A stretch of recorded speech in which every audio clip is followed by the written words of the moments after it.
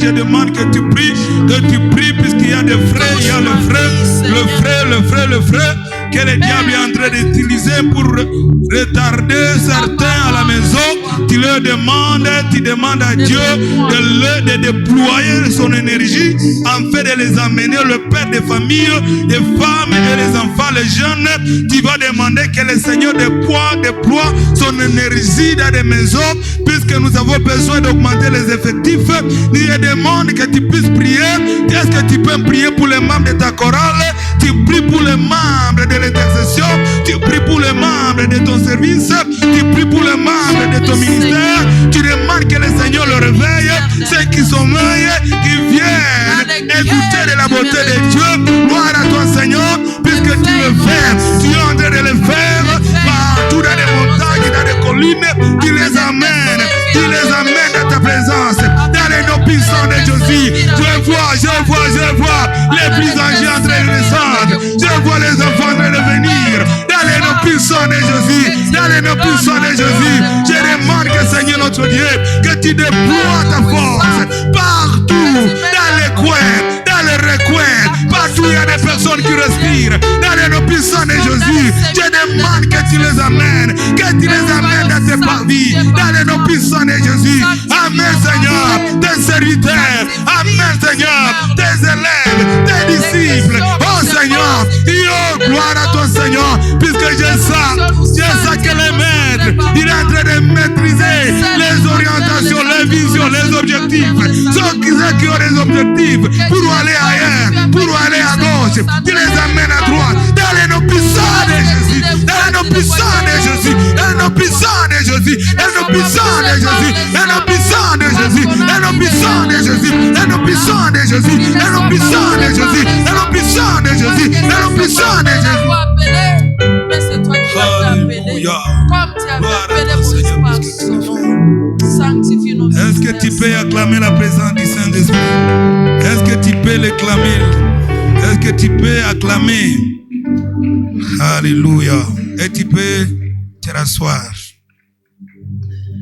Nous sommes dans les Actes des Apôtres, chapitre 17, verset 10.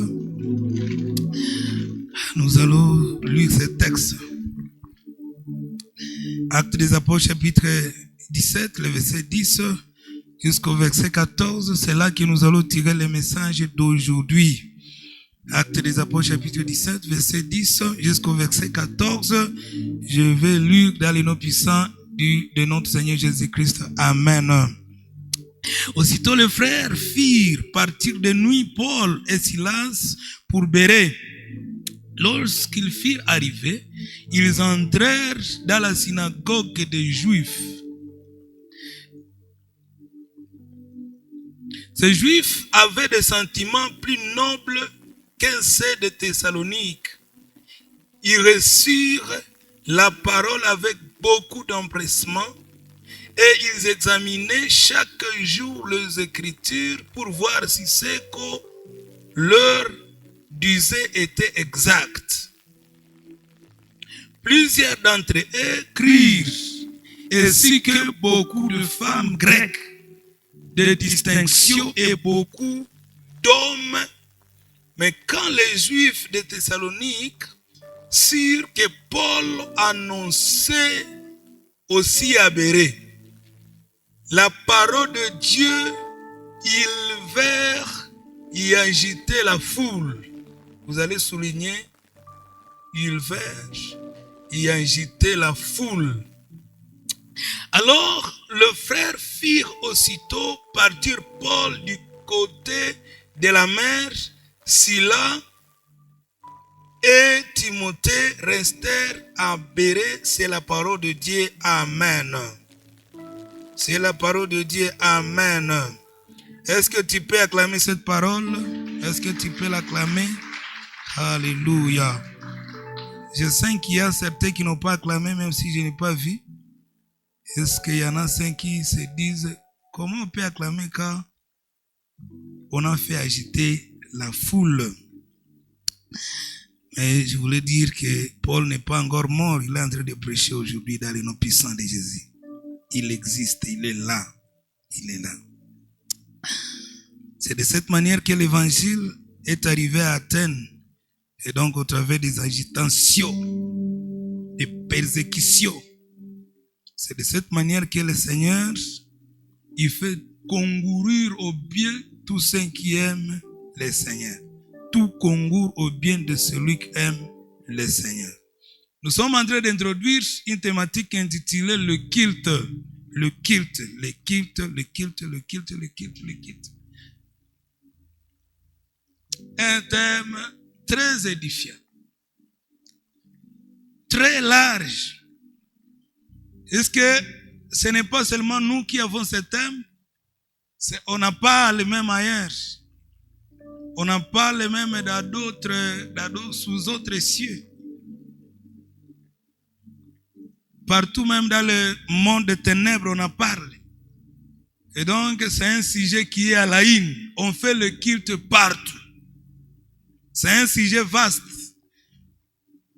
On peut parler du culte collectif, culte individuel, culte familial, culte d'adoration, culte de louange, culte de sanctification, culte. Plusieurs cultes. Et donc, quand je suis en train de parler du culte, il faut bien te mettre, il faut bien t'asseoir, puisque le Seigneur va t'édifier dans le nom puissant de Jésus-Christ. Et si je n'arrive pas à en finir à épuiser ce que j'ai préparé, je sais que demain nous allons parler d'une autre dimension. Aujourd'hui, je vais parler de la dimension collective du culte. Demain, je peux parler de la dimension familiale. Après-demain, je peux parler du culte individuel. Il y en a aussi le culte d'adoration, de sanctification, service et beaucoup d'autres cultes. Beaucoup d'autres cultes. Culte collectif. Je suis dans la joie puisque le Seigneur me donne cette opportunité de parler de ce culte. Et je suis en train de te rassurer que tu es dans un culte dans le nom puissant de Jésus. Tu es dans un culte dans le nom puissant de Jésus. Tu fais le culte dans le nom puissant de Jésus. Sentez-vous dans la joie. La Bible dit, le roi a dit, David a dit, je sens la joie lorsqu'on me dit, allons dans la maison de l'Éternel. Psaume chapitre 122. J'aime ça dans la joie. C'est-à-dire, il danse avant la musique. On n'a pas encore mis la musique, mais il commence à danser. Il voit le culte par la foi. J'aimerais que tu puisses le voir dans la foi, dans le nom puissant de Jésus. Nous allons dans la maison de l'Éternel. Dans la maison où le maître règne. Il est là. Et donc, il est le maître pour le roi. Le roi des familles. Le roi des nations. Si vous avez besoin d'avoir de la joie, venez dans la maison de l'Éternel. Dans la maison de l'Éternel. Une invitation qui donne la joie, c'est celle-ci. Est-ce qu'il y en a des invitations? Quand tu reçois l'invitation, ça te donne de la joie. Il y en a une autre invitation que tu reçois. Bon, tu te dis, bon, j'irai puisque c'est un membre de la famille. Mais lorsqu'on te donne cette invitation, il faut savoir que tu vas danser, tu vas jouer à la musique et tout qu'on sort. Je vais parler de 4 éléments interpellatifs pour le culte. Je voulais dire que le culte, c'est un lieu de détraumatisation. Il ne faudrait pas que quelqu'un arrive au culte et il sort fatigué. Le texte de Matthieu chapitre 11, le verset 28 dit: venez à moi vous tous qui êtes chargés, fatigués, et je vous donnerai du repos. Donc il ne faudrait pas que quelqu'un arrive au culte et il sort avec ses fardeaux. Le Seigneur, il ouvre des portes afin que les femmes et les hommes viennent avec des fardeaux, chargés de fardeaux.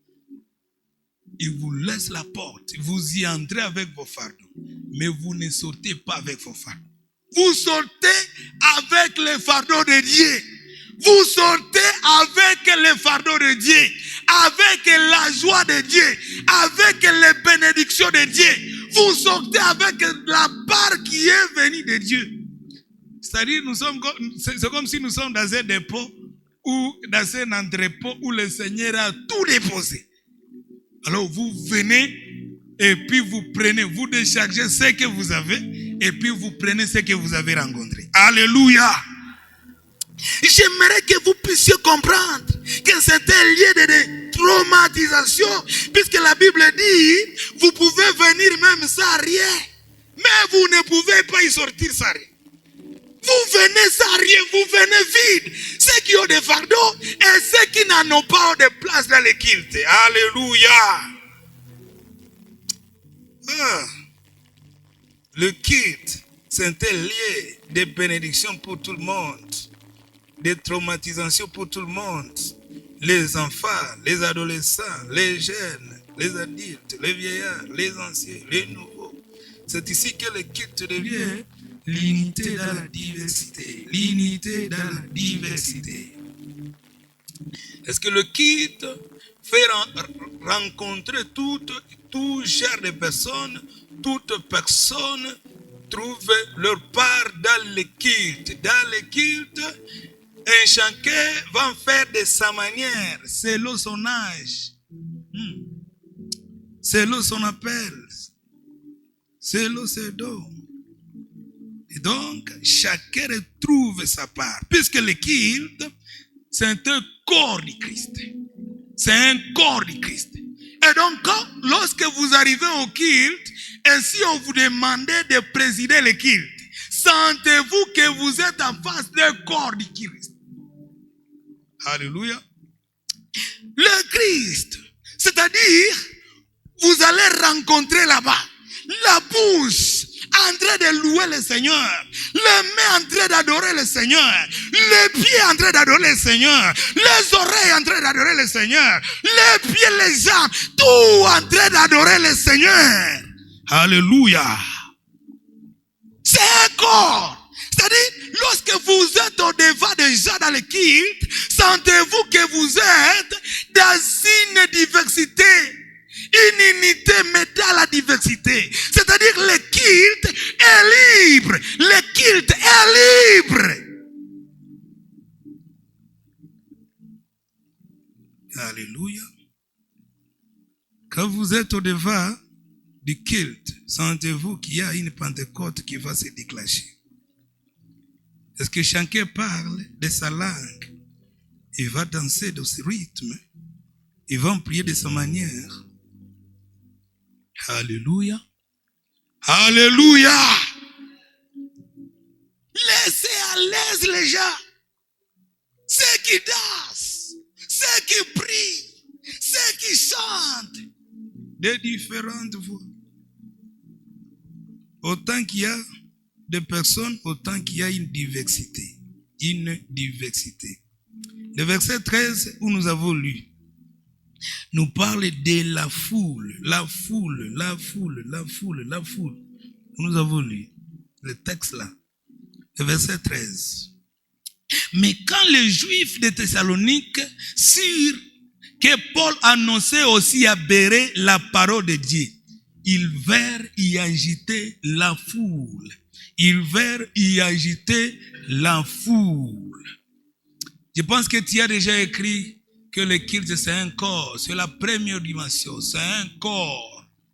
Et lorsque je suis en train de parler du corps, le texte des Actes des Apôtres parle de la foule.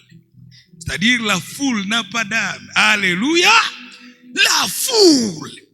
Une diversité. Vous voyez une foule, vous pouvez penser que c'est une montagne. Alors que c'est l'ensemble de personnes, des hommes et des femmes qui se sont mis ensemble. La foule. C'est-à-dire que le culte, c'est l'image de Dieu lui-même. C'est l'image du royaume des cieux où il y a une multitude. C'est-à-dire que le Seigneur il fait descendre son royaume sur la terre. Alléluia. Il fait descendre. C'est ainsi que les brigands, lorsqu'ils ont vu que la foule est rassemblée quelque part, ils sont venus pour agiter, pour désorganiser, pour désorienter le culte. Et c'est ce qui se fait aujourd'hui. Que le Seigneur vous épargne de ça au nom puissant de Jésus. La Bible dit, ils ont été déstabilisés. Est-ce que c'est ça le rôle du diable? Le rôle du diable. Pourquoi? Puisque le diable, lorsqu'il voit l'église, il voit le culte, il se souvient de ce qui s'est passé avant. C'est-à-dire, il se représente. Bon, je vais te donner un exemple. Vous représentez une fiancée qui a été déçue par un fiancé. Et lorsqu'il a été déçu, elle a été déçue, comment est-ce ça? Mais, lorsqu'elle regarde la photo du fiancé, elle s'agite. Elle commence à la déchirer. Elle dit, vous m'avez déçu. Nous avons été longtemps avec toi. Mais comment tu m'as déçu? Elle commence à la déchirer. Il a la déchirée. C'est-à-dire, le diable se détraumatise au travers des agitations dans le culte. Il sait qu'il a été fiancé proche de Dieu. Mais il a été déçu. Il a été déçu. Alors, il cherche tous les moyens afin de déchirer l'image de Dieu. L'image de Dieu. C'est ainsi que vous pouvez vous retrouver en face d'un culte, mais déchiré. Un culte qui n'a pas de forme. Parce que le culte, c'est une symbolique du Christ lui-même. Et donc, lorsque le diable, il opère dans le culte, dans l'église, il se sent à l'aise. Il comprend qu'il a déchiré Jésus lui-même. Et donc, il faut faire attention. Parce que le diable, il est là, il tourne. Il est en train de chercher qui dévorer. Quel culte il va dévorer? Il peut le dévorer même dans la personne, dans le cœur de quelqu'un. Et puis vous vous sentez vide, ça quitte dans votre esprit. Faut faire attention. Jésus avait dit, dans le texte de Matthieu chapitre 29, il a dit à ses disciples, faites ceci en mémoire de moi. Faites ceci en mémoire de moi. C'est-à-dire que lorsque nous sommes en culte, nous sommes en train de nous rappeler, nous représentons Jésus sur la terre. Et donc le diable, il sait ce qu'il fait. Mais les fidèles ne savent pas ce qu'il faut. Et c'est ça le problème.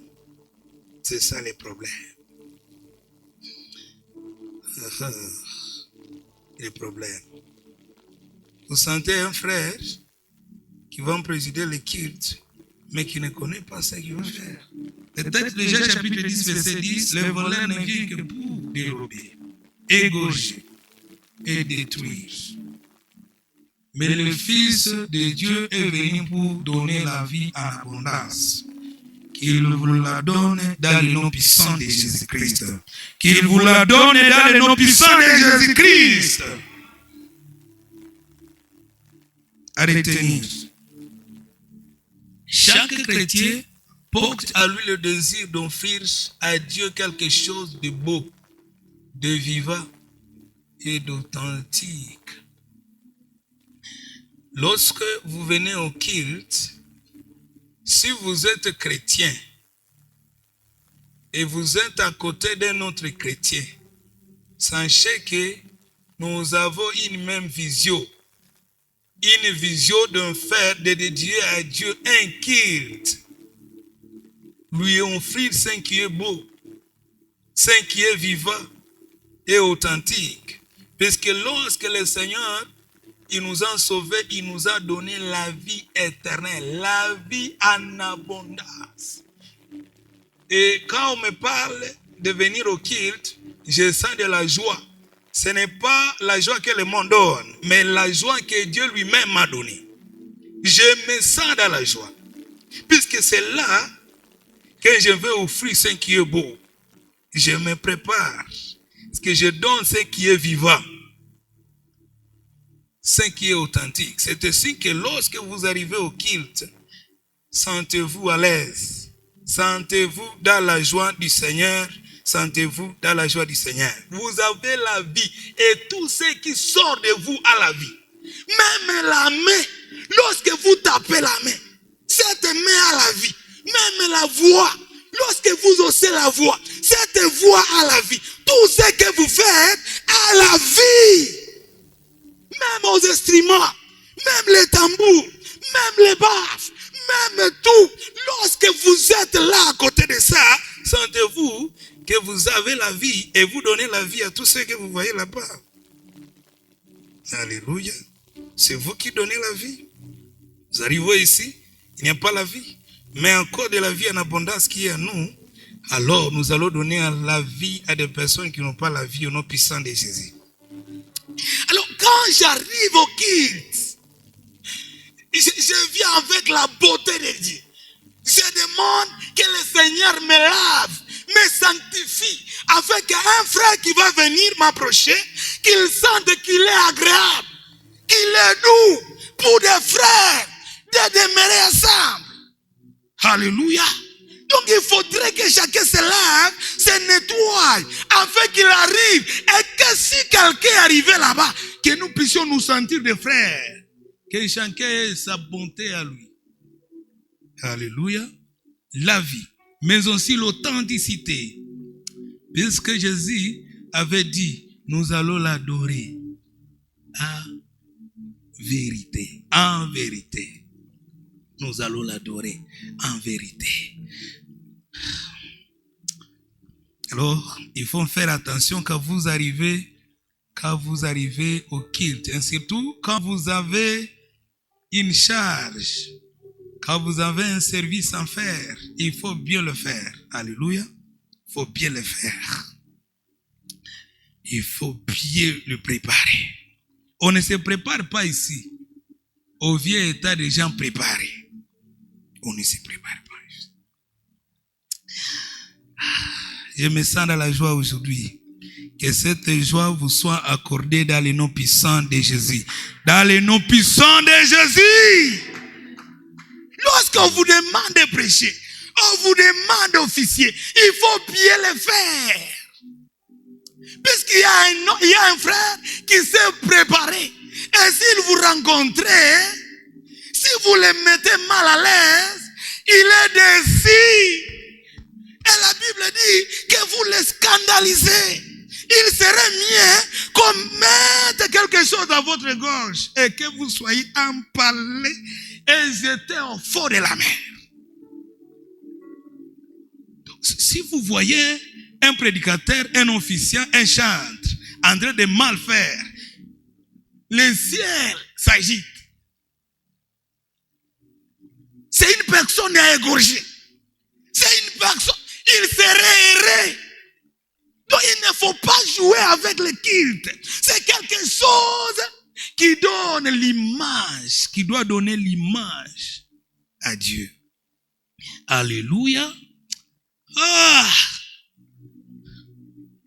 Vous venez et lorsque vous retrouvez tout est parfait, vous sentez que Dieu il est en train de vous dire, soyez parfait comme votre Père Céleste. Il est parfait.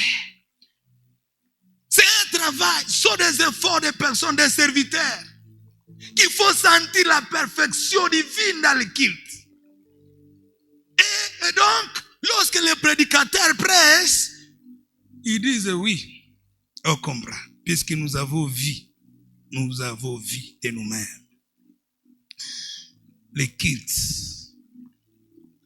j'aimerais que vous puissiez le faire avec beauté, avec vivacité, avec vie et avec authenticité. Laissez les gens, je vais encore répéter, à chaque point je vais répéter, laissez les gens libres. Est-ce qu'une personne authentique, c'est quelqu'un qui fait la chose en vérité.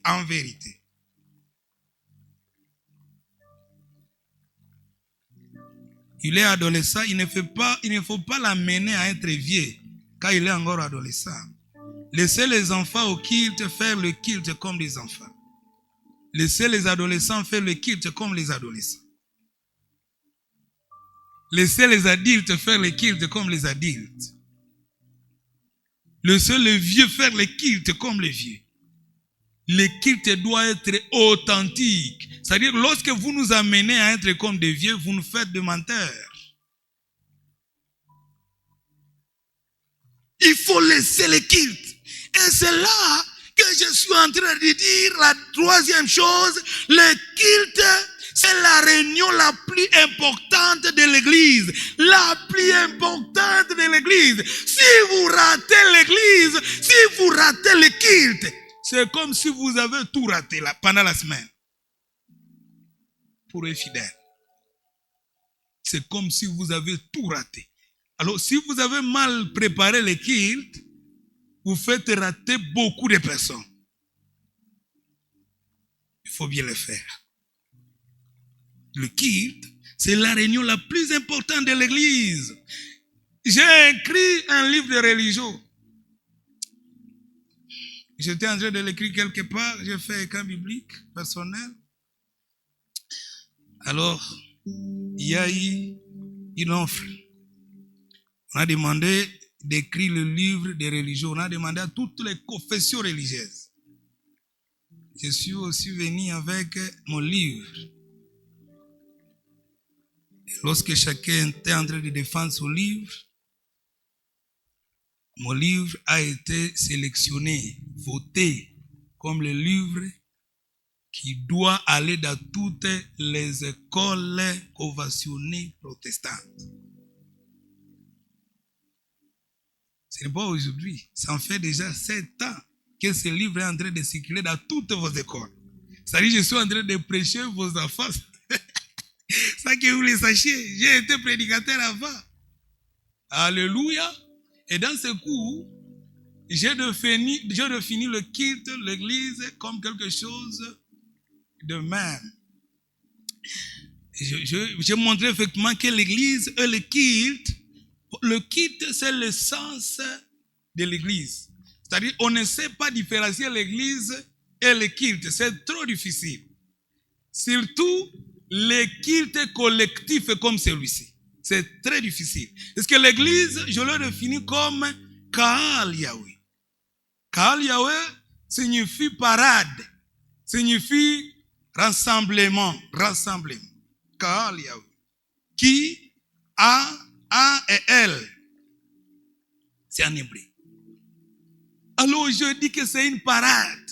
C'est-à-dire, il y a une nation, une école, et à chaque matin, le membre de cette école, il sait que nous allons commencer par la parade. C'est-à-dire, la parade devient comme une loi pour les fidèles de cette école. Ça devient comme une loi. Autant qu'il n'arrive pas à la parade, où il est puni, où il est détraumatisé. Puisque c'est là la parade où on évalue.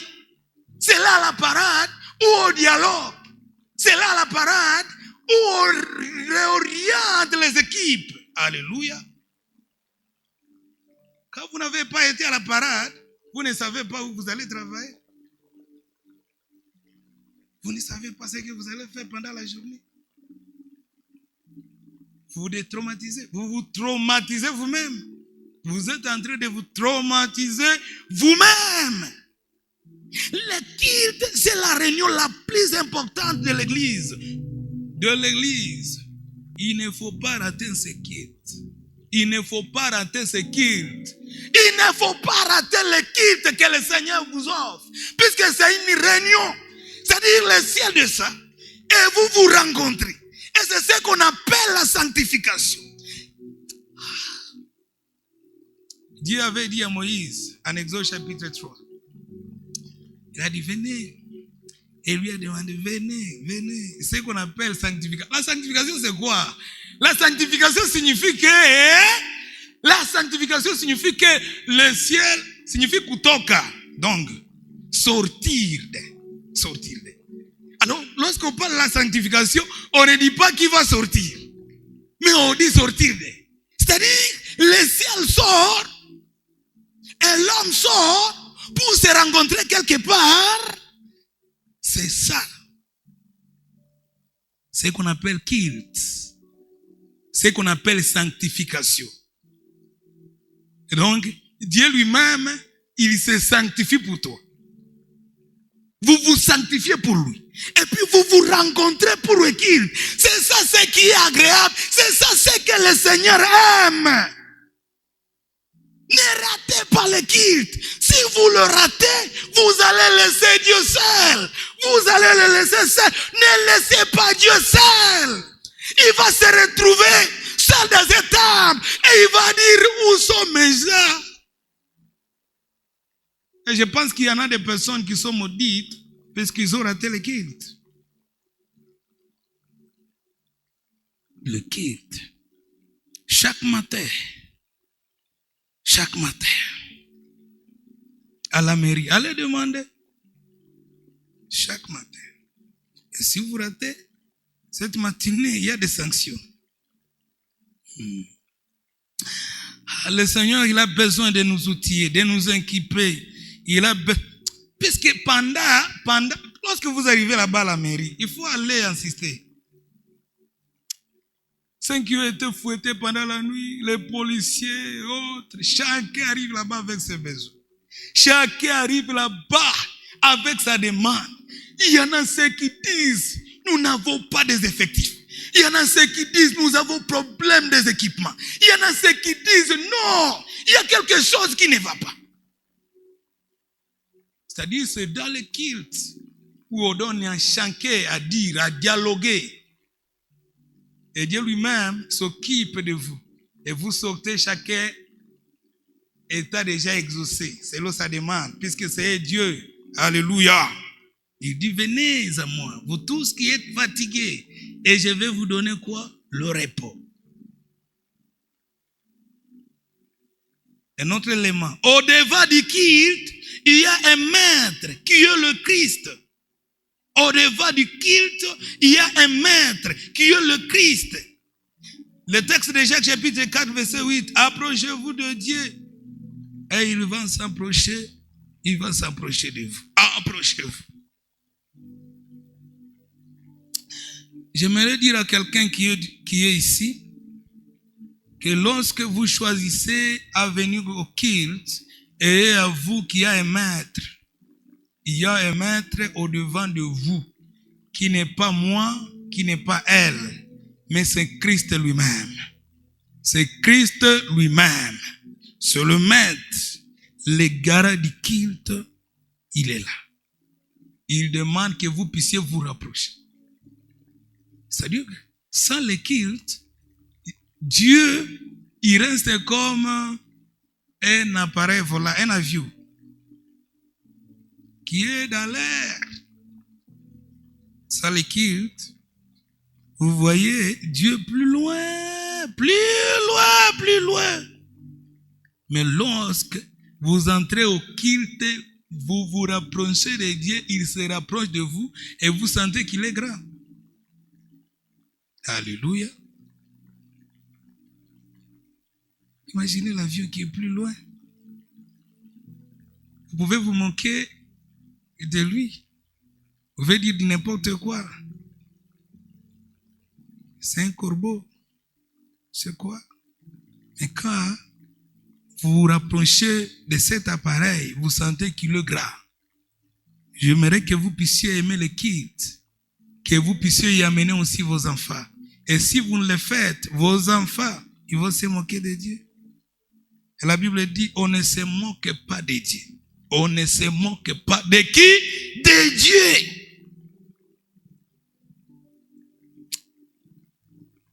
La Bible dit, il est le maître. Est-ce que tout a été mis sous ses pieds? Philippiens chapitre 2, verset 10. Que tout genou fléchisse, que toute langue confesse qu'il est le Seigneur.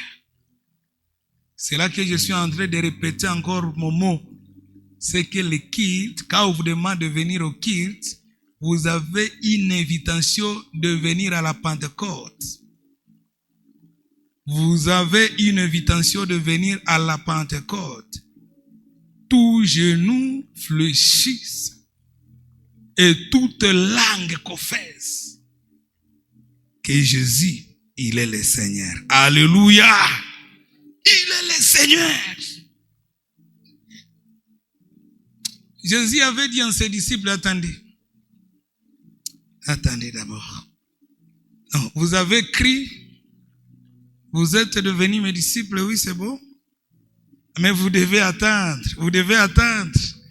puisque cela ne suffit pas pour faire le culte. Attendez l'onction de l'Esprit. Attendez l'onction de l'Esprit. Parce que je vois que ça vous dépasse. Donc ça dépasse la chrétienté. Ça dépasse même la foi. Le culte. Il a dit à ses disciples, vous devez attendre. Ce que je vois à vous, même si vous êtes sauvés, même si je suis mort pour vous, mais vous avez arrêté quelque chose, vous allez attendre. Et la Bible dit, lorsque le Saint-Esprit, il est venu, il a retrouvé tous empalés dans ses chambres. Il les a désempalés. Alléluia. Alléluia. C'est comme un vase neuf qui a été empalé pour le monde. Pour que le monde voit effectivement qu'ils sont neufs. Le Saint-Esprit, il est là pour guider les personnes qui aiment le culte et qui veulent le culte. Jésus avait déjà dit à Nicodème, en fait, ce que je suis en train de vous prêcher, vous ne comprendrez pas ça. Parce que ça vient du ciel, ça vient d'en haut, ça vient de l'esprit. C'est-à-dire vous allez sentir seulement les actions, mais vous ne savez pas où ça vient. C'est ça le culte. C'est-à-dire que le culte, tous genoux fléchissent et toute langue confesse. Et si on vous demandait d'expliquer, vous n'allez pas réussir à expliquer. Il ne faut pas poser la question, vous avez parlé la langue. La Bible dit, il faut qu'il y ait un interprète. Ce n'est pas un problème de celui qui parle la langue. Il a parlé, il a fait sa part. C'est à vous de chercher l'interprète. Ce n'est pas à lui de chercher l'interprète. Alléluia. Alléluia. C'est-à-dire, si vous lui posez beaucoup de questions, il ne saura pas bien répondre. Et si on vous posait la question, si c'est que vous faites au culte, il ne faut pas oser répondre. Il faut dire, j'ai rencontré le Seigneur et il m'a guéri. Il ne faut pas oser, puisqu'il y a Eva, de la prophétie, des langues. Mais le culte d'aujourd'hui, il y a un problème, c'est un grand problème, un grand défi. Moi-même, j'ai été puni à cause de ça. J'ai été puni. Mais les gens, au lieu de se ressourcer dans la Bible, se ressourcent dans la tradition.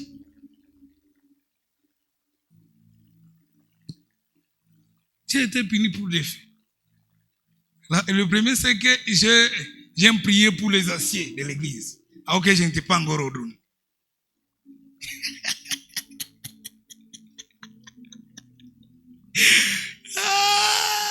La deuxième chose, on a dit, bon, quand j'étais en train de prier comme nous sommes ici, il y a quelqu'un démoniaque qui nous est arrivé, et puis j'ai commencé à intercéder, à prier, et puis j'ai posé la question, qui est-il? Alors, on m'a dit, par quelle autorité tu as demandé ça?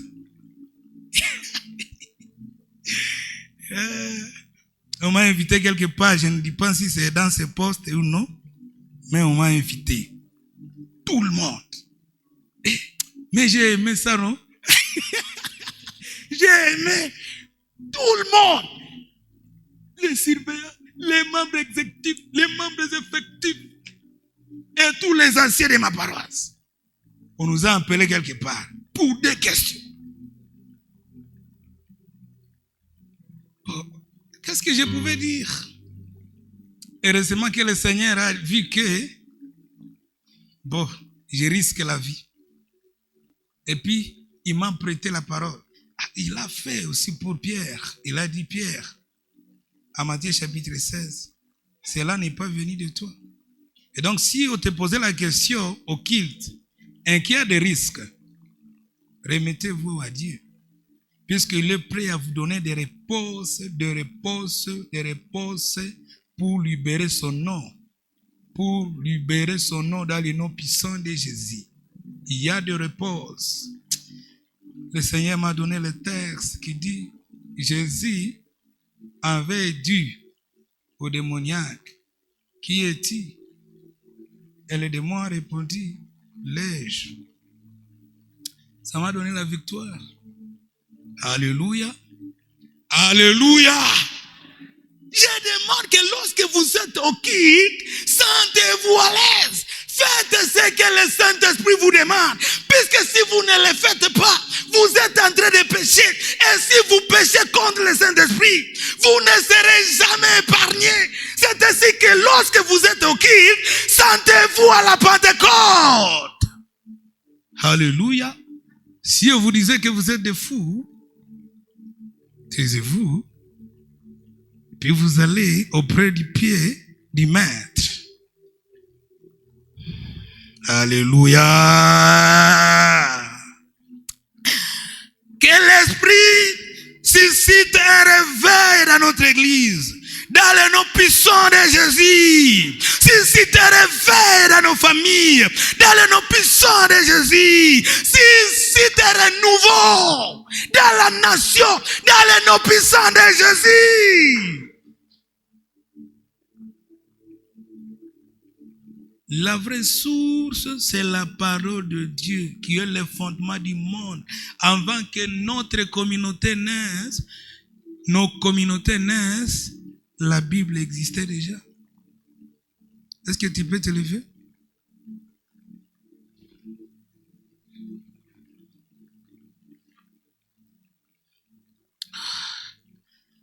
Nous allons prier pour des choses.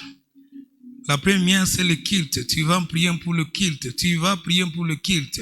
Intercéder pour le culte. Je demanderai que la chorale nous mette un petit cœur.